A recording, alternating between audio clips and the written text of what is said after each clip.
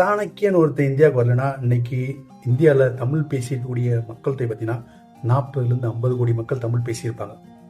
சமஸ்கிருதம் ஒன்று சாணக்கியன் மூலம் வந்ததுனால தான் தமிழில் மொழி கலப்பாகி அதுலேருந்து வந்த மொழிகள் தான் மலையாளம், தெலுங்கு, கன்னடம்.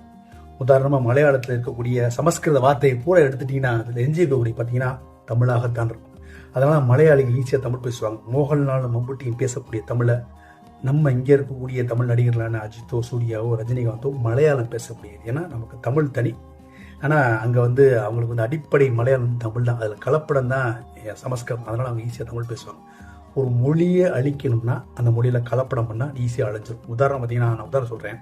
என்னோட நண்பர் ஒருத்தர், ஒரு தெலுங்கு தான் அவர் தாய்மொழி. தமிழ்நாட்டில் இருக்கிறது தெலுங்கு தான் அவர் தாய்மொழி.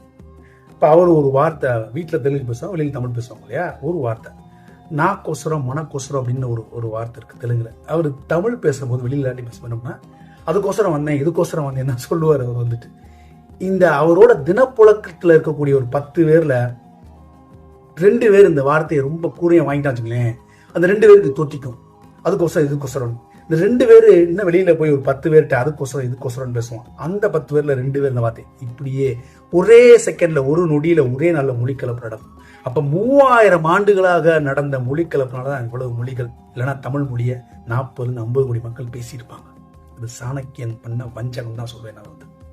தமிழகம் வந்தாரை வாழ வைக்கும் பூமி, தமிழகம் கல்வியை கொடுக்கும் பூமி, தமிழகம் அறிவை கொடுக்கும் பூமி, தமிழகம் சிந்தனை தூண்டும் பூமி, தமிழகம் கலாச்சாரத்தை கற்றுக் கொடுக்கும் பூமி, தமிழகம் அன்பையும் அரவணைப்பையும் கொடுக்கும் பூமி, தமிழகம் மத நல்லிணக்க பூமி, தமிழகம் வன்முறைகளற்ற அமைதி பூமி.